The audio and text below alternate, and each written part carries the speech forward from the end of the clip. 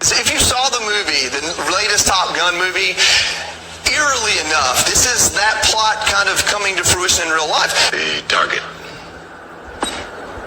is an unsanctioned uranium enrichment plant built in violation of a multilateral NATO treaty.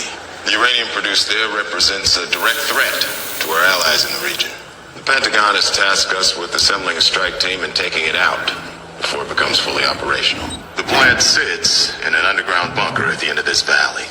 Said valley is GPS jammed and defended by an extensive surface-to-air missile array. Your target is a clear and present threat. A secret uranium enrichment site under Rome State control. There's an underground bunker tucked between these two mountains. Your route of interest is heavily defended by surface-to-air missiles backed up by fifth-generation fighters. Once your F-18 strike team crosses the border, Tomahawk missiles from the USS Leyte Gulf will launch a synchronized strike on the enemy's airfield here.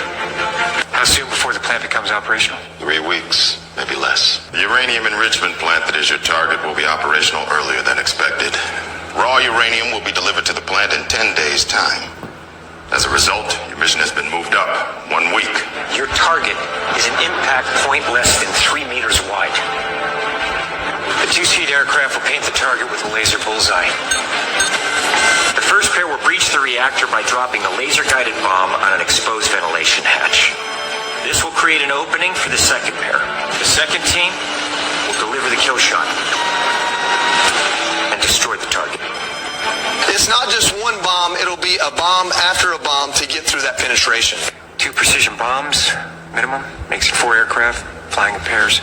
When they launch these things, they're precision guided. We can drive it into that initial point. Now, 200 to 300 feet, which is about max depth for the GBU 57, it's going to have to go deeper. So what happens is they'll probably be flying in formation, and they will drop that second one. So the first one is going to go down. It's like a conical shaped charge at the front. It penetrates deep enough that it blasts, create that large tunnel, and that second one will go in right after it, which is going to be able to penetrate even deeper and then get into the blast radius where, down below 300 feet where it's able to destroy that site.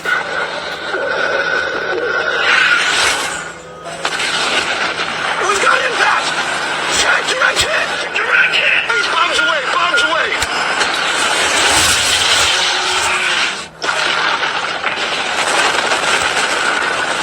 Bullseye! Bullseye! Bullseye! Now, tonight, Iran's nuclear ambitions, they are officially dead. It appears the United States just completely obliterated Iran's top secret Fordow nuclear facility with 6 huge bunker buster bombs. It was originally speculated that you would only need 2. It turns out they used 5 to 6, dropped from America's stealth B-2 bombers.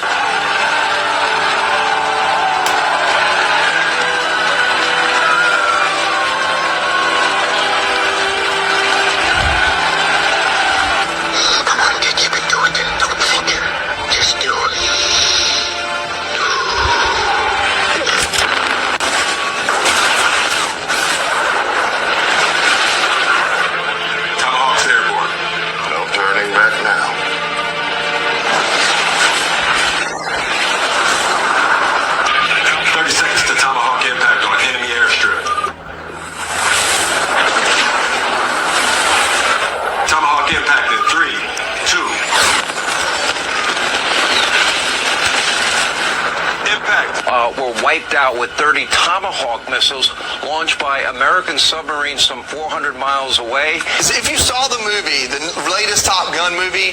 Shalom, Akim. First thing and foremost, I'm going to give all praises and glory and honor that's due to Yahweh Ba'ashim, Yahweh Shai Ba'ashim Rakakwadash. Double honors to the apostles and elders of Great Millstone and rule well. Peace and blessings and salutations to the hopeful elect. Noah's in the gospel, brother, looking up the standard of Yahweh Ba'ashim, Yahweh Shai, wherever it may be. This is another lesson through the spirit and fair use. But this is just a quick lesson, not too long, but it says propaganda to Iran's underground nuclear enrichment facility and new Top Gun movie. And that show you that these scripts that go through Hollywood, they got to get a write-off by the CIA, all right? Because we know oftentimes CIA, which is nothing more but modern-day Jesuits, they You know, they pretty much control what goes on through the governmental structures of the elite. Okay, because you have what they call central intelligence, which the intelligence agencies, what they do is that they gather information and intel on any and everybody, including nations. Okay, whether it be their nuclear programs or their enrichment programs, their banks, their cartels, their gangs, their financial sectors, all the way down to the common peon that's playing video games. The CIA and the British MI6 or MI5 and the KGB, which that's the Russian equivalent, they all are set up with the NSA, even FBI. They're all set up to gather intel on what's happening in the world. Because, see, the thing of central intelligence, and really what they don't tell you is the fact that they're trying to weed out the bloodline of Yahweh Shai, okay, the Hebrew Israelites. All right, they're looking among the Israelites, and they really watch us because they're trying to see among us, just like with the X-Men, when we become activated. See, Esau, he's afraid of being exposed, or he's afraid of being outed, so to speak. You know, he's paranoid. So this is why you have all this mass surveillance and shit over your neighborhoods and over your cities, because ultimately he's a fucking fugitive. You know, like a person that's on a run, what they do, you know, they're constantly looking out the window. They're constantly asking questions. They're pacing back and forth. And that's all Esau is, because he's paranoid. And he knows that Yahweh Shai is coming to take his kingdom.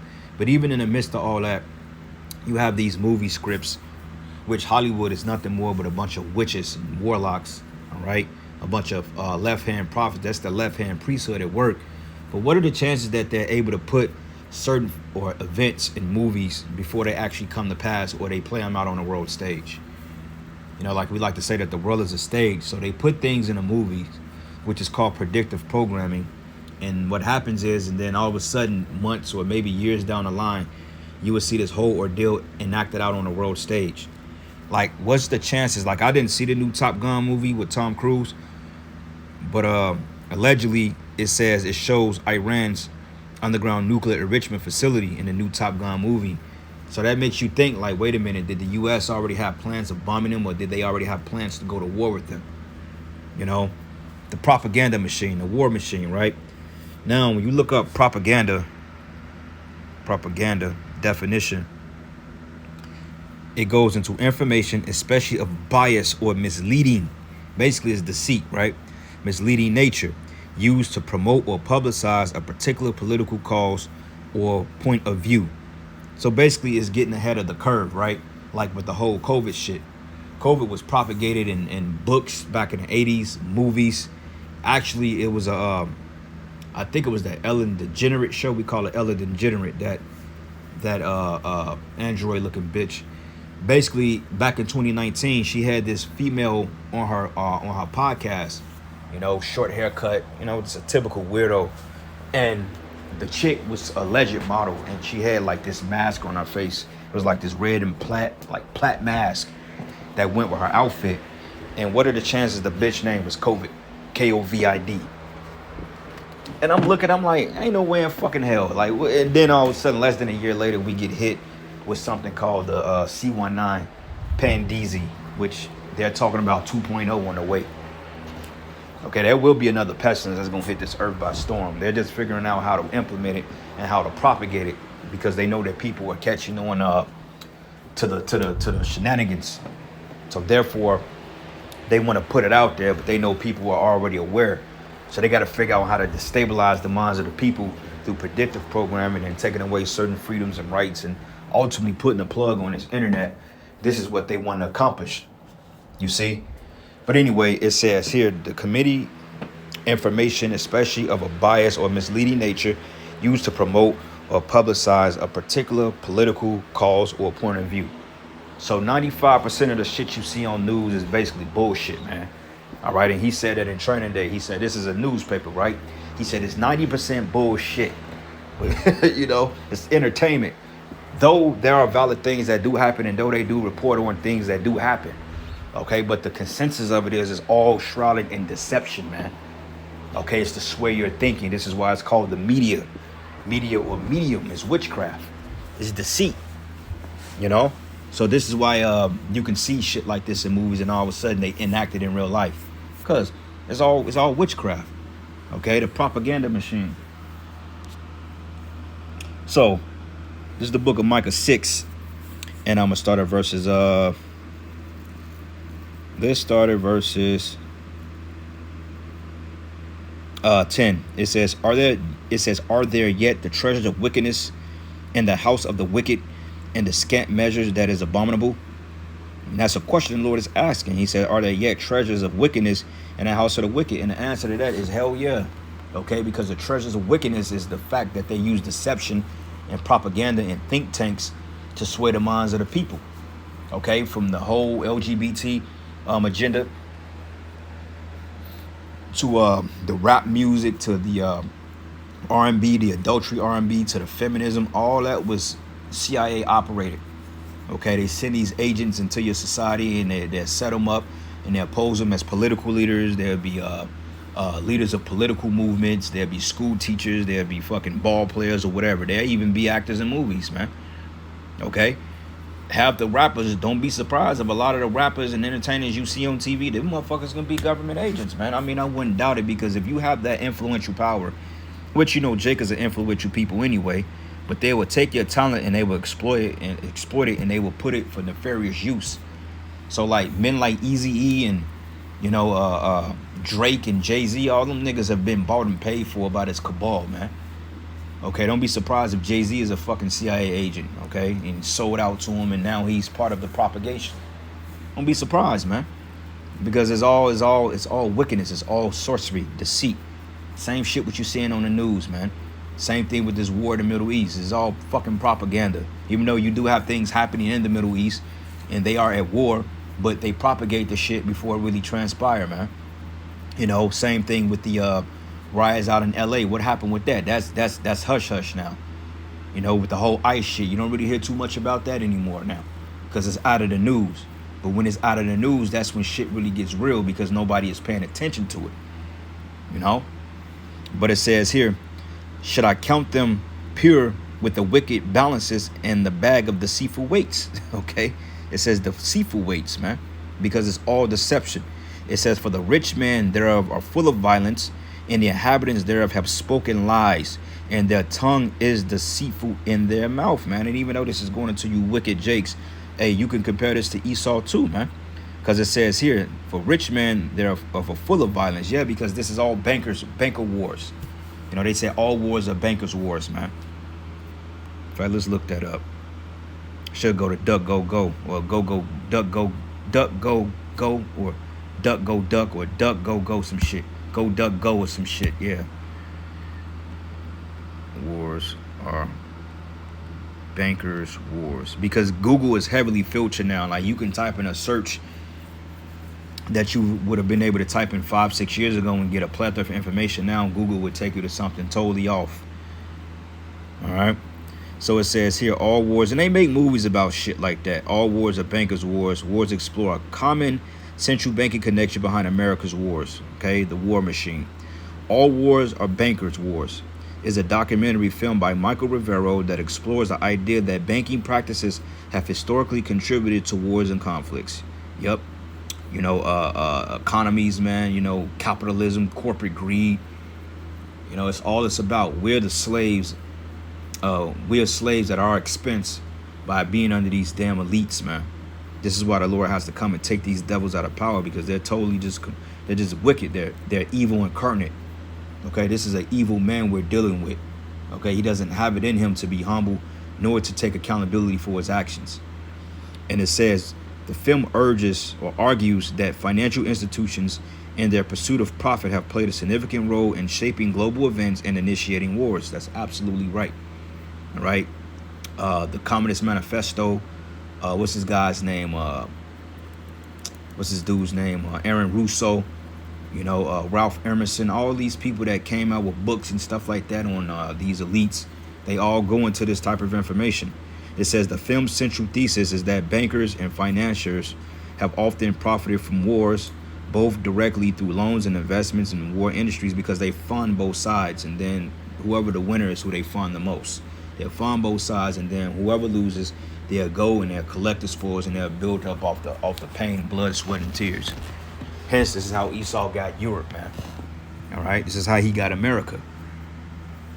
But it reads, It says wars in industry and indirectly through the manipulation of economies and political systems. It says it examines historical events such as the Napoleonic Wars or the Napoleonic Wars and World War I to illustrate how these financial interests have influenced the course of conflicts. That's right, man. All right. That's why the scriptures say that they search out a deep serp. All right. This is the book of Psalm 73. And let's start at verses 5. It says, they are not in trouble as other men, neither are they a plague like other men. Right. Esau gets away with murder because remember it tells us in Genesis that anybody that search out Esau, judgment should come upon him sevenfold. So this is why you have what they call white privilege. Okay, like let's just say if I have to go into the criminal justice system for a particular charge and the Edomite goes in, I will get the more stricter and harsher sentence because I'm a so-called black man. You know, I'm an Israelite, so therefore I'm gonna get maxed out to the fullest extent of the law, while this devil, the actual the violent man, the most violent race of people on the planet Earth, gets a pass and a smack on the wrist, man. And a good example of that was Darren Wilson when he smoked that nigga Mike Brown back in 2015. Hey, he became a millionaire off killing the so-called black man. You know? But let the shoe be on the other foot. If a Jake kill a so-called white man, hey, they getting ready to put you under the jail.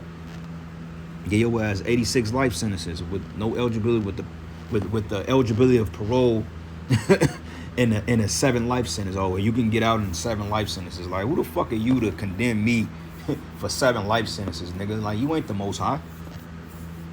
That's the Lord's judgment, not you, nigga. But it says, they are not in trouble as other men, neither are they plagued like other men.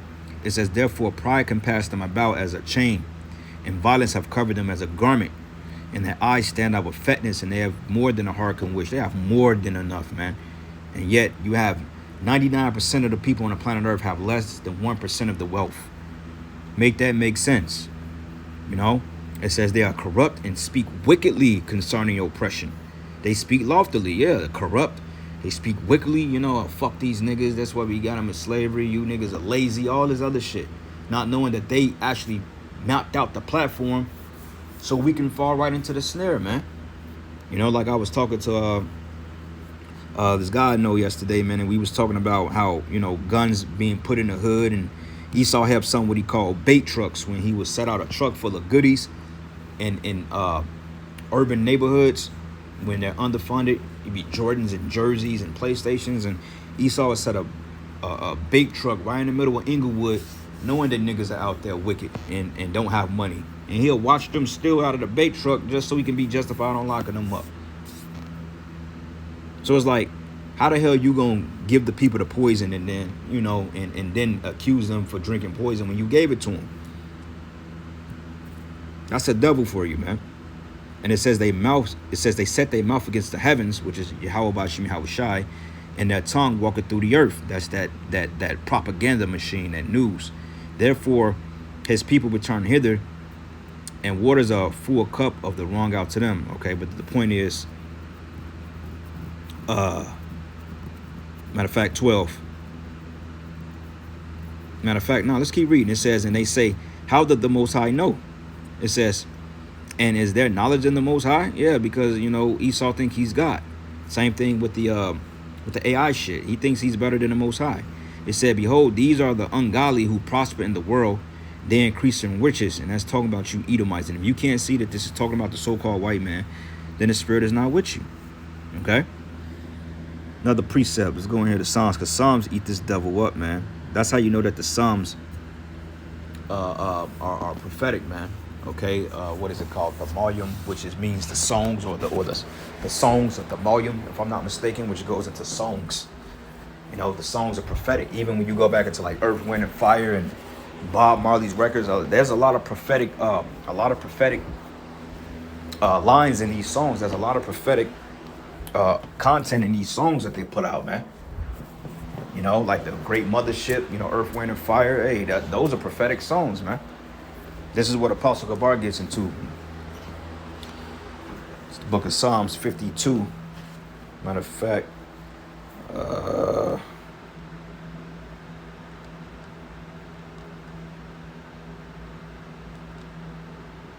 Psalms, I think it's Psalms 58.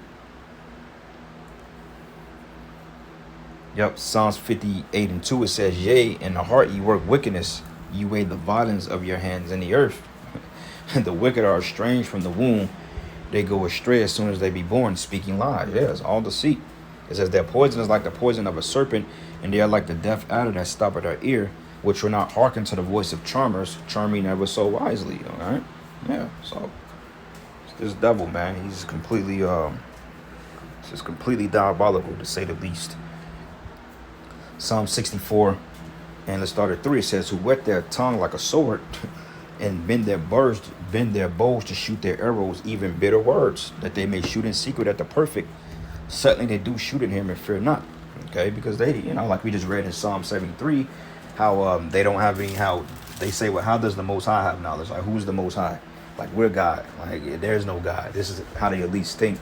But yet they found proof of a God, but his pride won't allow him to humble himself because he's the devil. And it says here, they encourage themselves in an evil matter, and they commune of laying snares privately, and they say, who shall see them? Yeah, propaganda. It says they search out iniquities, and they accomplish a diligent search, and both the inward thought of them and the heart is deep. But the Most High shall shoot at them with an arrow, and suddenly they shall be wounded.